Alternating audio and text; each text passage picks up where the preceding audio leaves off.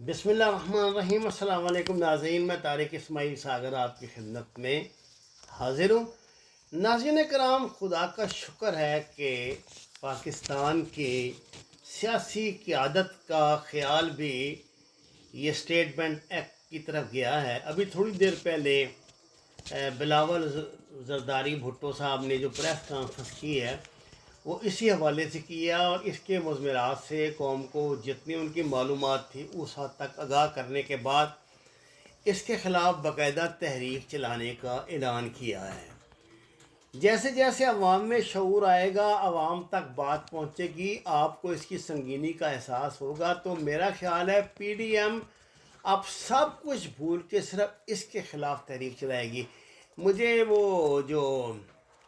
وہ ہیں کیسر بنگالی صاحب، ان کا انٹرویو کیا نا، کچھ پوائنٹ ابھی تک میرے ذہن میں ہیں۔ انہوں نے کہا تھا کہ پی ڈی ایم کو سب کچھ اب تو یہ تحریک چلا رہی ہے نا پی ڈی ایم، تو یہ جو تحریک ہے نا وہ ریاست تو رہے گی نہیں پاکستان، تو پھر یہ تحریک اس کو واشنگٹن کے مالی اداروں کے خلاف چلانی پڑے گی، اور صورت حال ایسی ہو جائے گی اگر خدا نہ خواصہ یہ ایکٹ لاگو ہوتا ہے تو فوج کی تنخواہ، پولیس کی تنخواہ، سرکاری ملازمین کی تنخواہیں، یہ بھی ہمارے لیے نا بہت بڑا مسئلہ بن جائیں گی۔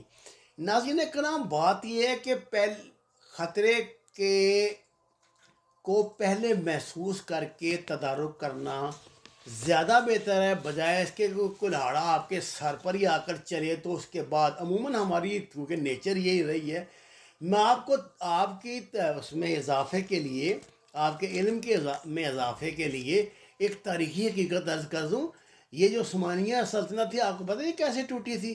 یہ اسی طرح ٹوٹی تھی کہ سینٹرل بینک کے یہ مقروض تھے، اور سینٹرل بینک اپنی شرائط تھی اس وقت، یہ روتھ شیلڈز وغیرہ جو ہیں، یہ یہودی جو ہیں، ان کے کنٹرول میں تھا سب کچھ، ان کے قرضے سے، ان سے قرضہ لے کے وہ جنگ لڑتے تھے۔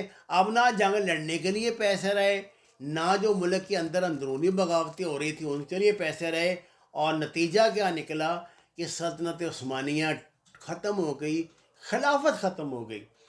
وہ خلافت جو مسلمانوں کا اعزاز تھی وہ ہم سے چھین لی گئی۔ اس خلافت کی بحالی کے لیے بڑی قربانیاں دی گئیں، بہت بڑی تحریک چلی تھی انڈیا میں، لیکن نہیں۔ تو یہ اصل میں مالیاتی امور ہوتے ہیں جن میں آپ کی جو غلطیاں ہیں وہ آپ کو فرسٹ ورلڈ وار کی تاریخ پڑھ لیں، سیکنڈ ورلڈ وار کی تاریخ پڑھ لیں، آپ کو اس کے پیچھے روتھ شیلڈز کا پیسہ نظر آئے گا۔ وہی لڑاتے تھے، وہی لڑائیاں ہٹاتے تھے، وہی سب کچھ کرتے تھے۔ میں نے سینیگوگ آف سیٹن کا جو ترجمہ کیا تھا تو اس میں یہی کچھ تو بتایا گیا تھا کہ 1930-32 میں یہ جو تھا چین، اس میں یہ افہیم کا کاروبار کیسے شروع ہوا تھا، اس میں کیا کردار ان بینکوں نے ادا کیا، یہ اس کا جو سینٹرل بینک ہے، اس کا یو کے کا، یونائٹڈ کنگڈم کا، جو سونے کی قیمت مقرر کرتا ہے، سب کچھ کرتا ہے، یہ سارا انہوں نے بینکنگ کے ذریعے، یہ کریڈٹ کارڈز کے ذریعے، ان چیزوں کے ذریعے پوری دنیا کو کنٹرول کیا۔ پلاسٹک منی پہ دنیا کو لا رہے ہیں، پلاسٹک منی کے بعد میرا خیال ہے تو بٹ کوئن پر آ گئی ہے، معاملات اور سے اور بگڑتے جائیں گے۔ اب دیکھیں نا، بظاہر تو خبر آ گئی کہ عالمی بینک 7 منصوبوں کے لیے 207 ارب روپے فراہم کرے گا۔ معاہدوں پر دستخط، معاہدے حکومت کے اصلاحات پروگرام پر اعتماد کا مظہر ہے، یہ خسرو بختیار صاحب نے کہا ہے۔ پتہ نہیں ہمارے منسٹر کو شرم نہیں آتی؟ یہ دنیا کی واحد قوم ہے جس کو جو بھیک ملنے پہ بہت ناشتی ہے کہ ہم بہت بڑے جناب بڑے کامیاب اداکار ہیں، دیکھیں ہم نے دشمن ان کو، ان سے پیسے نکلو، بس تمہارے باپ کے پیسے ہیں تم نے دینے ہیں۔ یا تو خسرو بختیار صاحب اور ترین صاحب اور جو ملک کے بڑے بڑے لینڈ لارڈ ہیں یہ لکھ دیں آئی ایم ایف کو کہ جناب اگر پیسے پاکستانی قوم ادا نہ کر سکے تو ہماری جائیدادیں بیچ کے لے لیں، ہماری فیکٹریاں لے لیں، وہ گروی رکھوا دیں۔ ہمارے ایئرپورٹ کو گروی رکھواتے ہو، ہماری سڑکیں کو گروی رکھواتے ہو، ہمارا کیا گناہ ہے؟ شبر زیدی کو بھی عمران خان صاحب نے بہت اس کے ساتھ لائے تھے کہ ایف بی آر میں انقلاب آ جائے گا، یہ ہو جائے گا، وہ ہو جائے گا، انہوں نے کوشش کی۔ اب بات یہ ہے 40-50 سال کا ہے کہ سسٹم ہے بگڑا ہوا. ایک دن میں ڈنڈے سے تو وہ ٹھیک ہوگا نہیں. جو جس طرح کی فرمائشیں ہو رہی تھیں IMF کی طرف سے وہ شبر زیدی کے بس کی بات نہیں تھی. کیا نتیجہ نکلا؟ اسے الگ ہونا پڑا. آج پتہ ہے اس کی شبر زیدی کی سٹیٹمنٹ گئی ہے. انہوں نے کہا جی کہ نواز شریف تو پاکستان کو دبئی بنانا چاہتے تھے. آپ اندازہ کریں. عمران خان کوئی معاشی ماڈل ہی نہیں بنا سکے.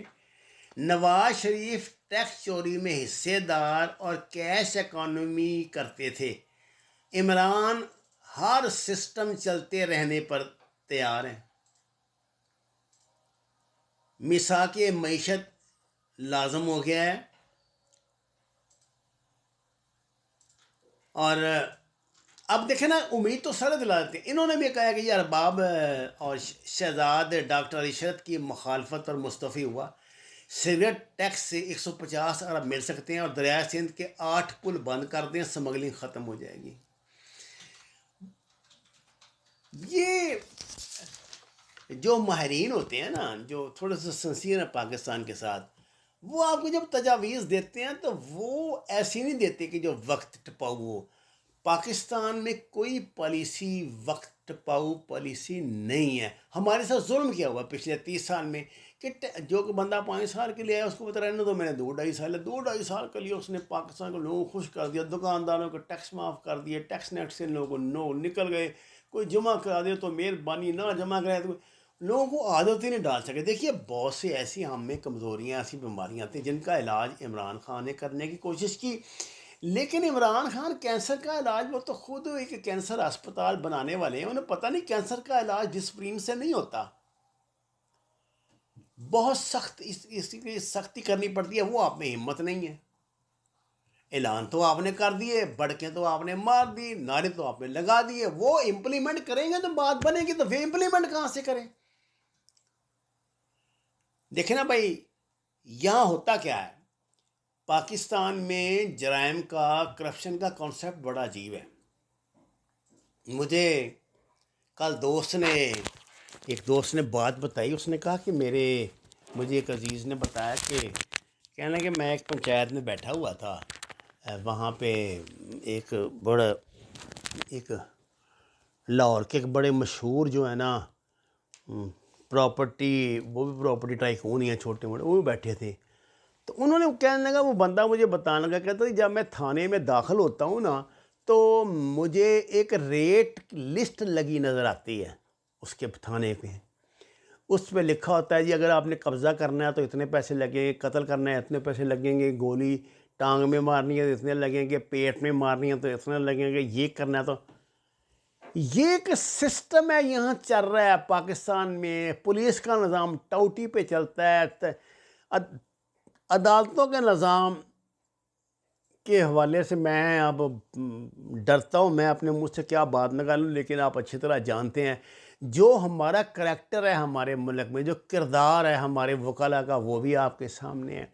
ہر طبقہ زندگی ججوں کو شک کی نظر سے دیکھتے ہیں. کیوں بھئی؟ اعتماد آپ نے بحال ہی نہیں ہونے دیا. لوگوں کو انصاف ملتا تو بات مانتے نا.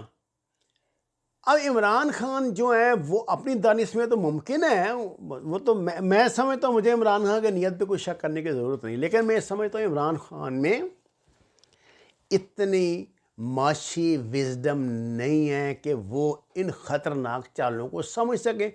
ممکن ہے جسے وہ سمجھ رہے ہوں کہ یہ ہماری نجات ہے, وہی ہماری غلامی کا پھندا ہو. اصل بات ہی یہ ہے, اسٹیٹ بینک ایکٹ جو ہے یہ بڑا خطرناک ہے. یہ ایسا ایکٹ ہے کہ بلاول زرداری جیسے بندے کو بھی اس پہ بات کرنی پڑ گئی. مجھے نہیں پتا اس کی وجہ یہ ہو کہ ان کے جو اپنی ناجائز پیسہ ہے وہ بھی کہیں اس میں نہ لکھت پڑھت میں آ جائے یا کوئی اور ہو جائے, لیکن انہوں نے یہ بات کی ہے. اور میں دیکھ رہا ہوں پچھلے 5-4 دنوں سے ہماری جو سیاسی قیادت ہے وہ اس حوالے سے بات کر رہی ہے. نہیں تو یہاں تو یہی ہوتا تھا, مریم نواز اور زرداری اور مریم نواز, اور دونوں سے فراغت ملی ہے تو عمران خان سے فراغت ملی ہے تو ان کی بیگم, ادھر سے فراغت ملی ہے تو پھر رانا ثناء. اسی چکر میں ہم پھنسایا ہوا تھا.